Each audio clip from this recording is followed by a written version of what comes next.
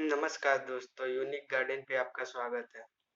तो दोस्तों, आज के वीडियो में मैं जो जाइम होते हैं, जिनको बायोजाइम कहा जाता है, वैसे अगर आप किसी भी जो फर्टिलाइज़र बेचते हैं, वहाँ पे जाके केवल कहिएगा कि मुझे जाइम चाहिए, तो आपको इस तरह का खाद मिल जाएगा। आपको 1 केजी, 2 केजी छोटा पैकेट में भी आप ले सकते हैं, लेकिन मैंने 10 केजी का पैकेट लिया है। मेरे पास काफ़ी सारे पौधे हैं, तो सबको देने के लिए मुझे इतनी ज़रूरत पड़ जाती है, लगभग इससे और भी पड़ती है, लेकिन इतना में मेरा अभी फ़िलहाल काम चल जाता है। तो दोस्तों, ये जैम ये जो है, इसका डब्बा ढक्कन सील है, तो इसे मैं अभी नहीं खोलूँगा, क्योंकि इसको खोलने के बाद फिर से ये ढक्कन इस पे सेट नहीं होता है। ये जो ढक्कन एक बार निकल गया, तो ये सेट नहीं होता है, ये खुलता नहीं है। इसे सीधे निकाल दिया जाता है, तो दोबारा सेट होने में दिक्कत होती है। तो मैं इसको जब अलग से रख दूंगा, जब मैं ऐसे बहुत सारे डब्बे इस तरह के डब्बे में मैं रख देता हूँ। पिछली बार भी मैं 7 से 8 सालों से इसे ज़्यादा यूज कर रहा हूँ। तो दोस्तों, ये जाइम बिल्कुल इस तरह का होता है।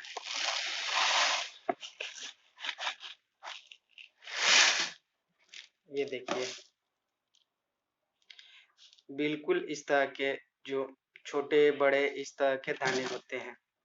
तो दोस्तों, जाइम का बेनिफिट होता है ये कि जहाँ तक मेरी जानकारी है, इसमें नाइट्रोजन नहीं होता है। बाकी सारे जो न्यूट्रिएंट्स होते हैं वो इसमें पाए जाते हैं। आप इसमें humic acid, calcium, phosphate, zinc, humic acid, बहुत सारा इसमें जो है जो पौधों के लिए काफ़ी अच्छा माना जाता है। ये कंप्लीट फर्टिलाइजर है, जो आपके पौधों के लिए काफ़ी अच्छा। और ये इस तरह होते हुए भी ये ऑर्गेनिक है। ये समुद्री जो पौधे होते हैं उनसे बनाया जाता है, और इसको काफ़ी हाई टेम्परेचर पे गर्म किया जाता है, जिससे ये इस तरह के हो जाते हैं। तो दोस्तों, इसका बेनिफिट है कि इसमें नाइट्रोजन नहीं होने के वजह से ये आपके पौधों में अगर ज़्यादा भी पड़ जाए तो उससे कोई नुकसान नहीं है। और दोस्तों, ये एक स्लो रिलीज फर्टिलाइजर है, और जैसे कि ये वाटर सुलेबल नहीं है। दोस्तों, आप जो डीएपी यूज करते हैं, एनपीके यूज करते हैं दाने वाले, वो वाटर सुलेबल होते हैं। अगर उन्हें 24 घंटे या 36 घंटे आप पानी में भिगो दोगे तो वो पानी में घुल जाते हैं, लेकिन ये नहीं घुलता है। ये जो फर्टिलाइजर ये घुलेगा नहीं।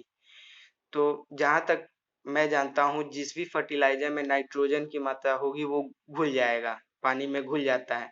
क्योंकि जो नाइट्रोजन का मेन सोर्स होता है यूरिया, और मतलब जिसमें आपका यूरिया फर्टिलाइजर की मात्रा होती है, वो जो फर्टिलाइजर है वाटर सुलेबल होता है। और वो इसी के वजह से जो केमिकल फर्टिलाइजर होते हैं, जैसे डीएपी हो गया, एनपीके, ये जो बहुत जल्दी आपको असर दिखाते हैं। अगर आपको फ्लावरिंग के लिए या पौधे के लिए जब आप डीएपी का इस्तेमाल करते हैं, तो उसमें से जो यूरिया होता है वो सबसे पहले रिलीज होता है, और पत्ते जो पौधे होते हैं तुरंत हरे भरे होने चालू हो जाते हैं। जो बाकी जो फर्टिलाइजर होता है वो धीरे धीरे रिलीज होता है, जिसके चलते पहले पौधे की ग्रोथ होती है, फिर फ्लावरिंग आती है। ठीक है, लेकिन तो वो जो फर्टिलाइजर दोस्तों, अगर आप अपने पौधों में बहुत ज़्यादा केमिकल का इस्तेमाल करते हैं, तो धीरे धीरे जो होती है, मिट्टी की फर्टिलिटी कम हो जाती है। और यूरिया जब जरूरत हो तभी इस्तेमाल करें। यदि आप डीएपी चाहे एनपीके आप यूज कर रहे हैं, तो उसमें सबसे कम यूरिया की मात्रा का इस्तेमाल करें।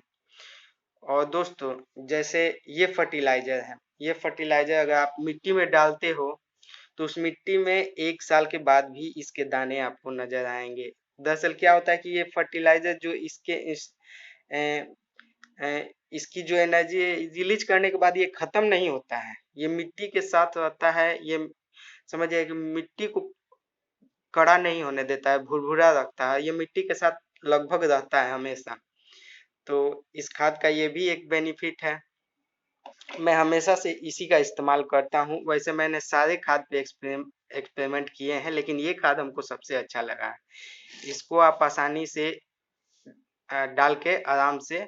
और दोस्तों ये जो खाद है, ये लगभग अगर आप किसी पौधे में डालते हैं तो लगभग 1 से 1.5 महीने के बाद ही आप दोबारा यूज करें इस खाद को।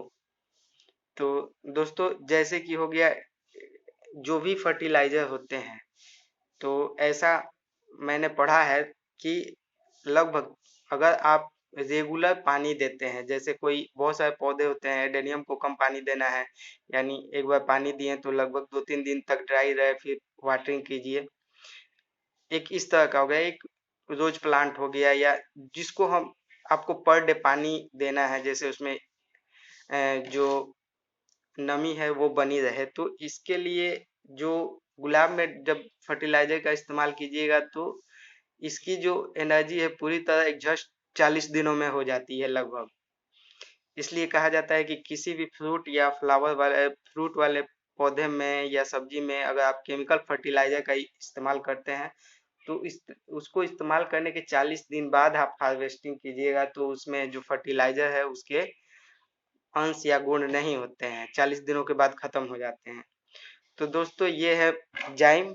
तो मैं अभी तो फिलहाल मैं इसी के बारे में बताया, इसका डोज एडेनियम वगैरह में मैं कैसे इस्तेमाल करता हूँ या अनदर प्लांट में, इसका मैं एक अलग से वीडियो बना दूंगा। तो दोस्तों ये लगभग मुझे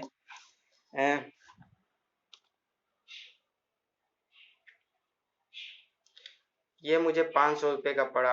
उन लोगों ने मतलब इस पे कोई छूट नहीं मुझे मिला। पिछली बार मैं लगभग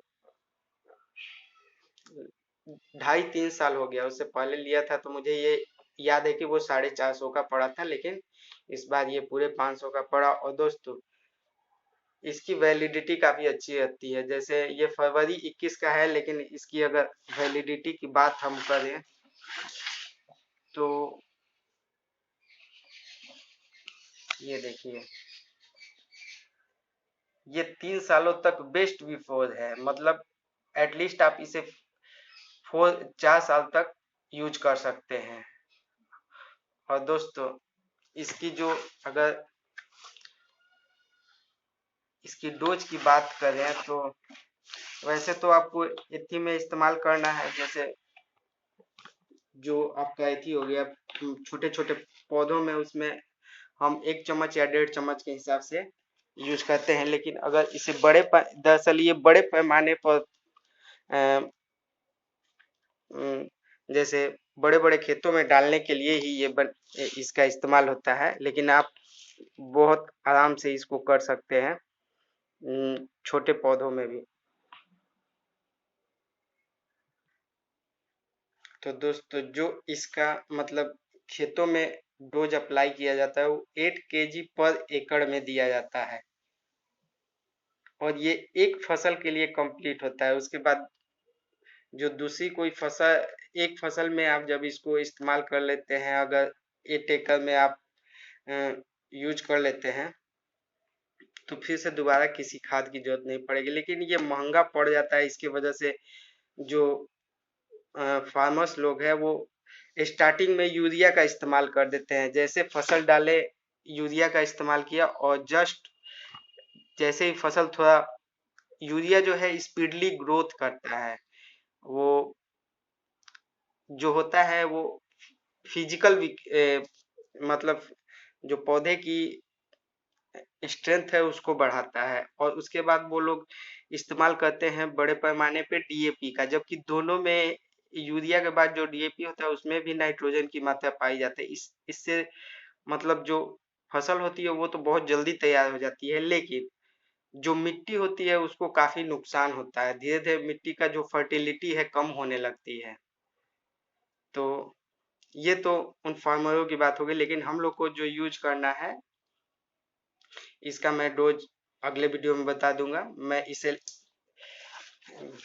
लेने वाला था जो कि ले लिया, तो इसे मैं इस तरह के डिब्बे में जब रख दूंगा, इस तरह के 2 या 3 डब्बे में ये आ जाएगा। एक डब्बे में लगभग 2 kg 2.5 kg के करीब में आता है, तो 4 डब्बे में मेरा शिफ्ट हो जाएगा। तो ठीक है दोस्तों, फिर मिलते हैं किसी नए वीडियो में नए इन्फॉर्मेशन के साथ। धन्यवाद।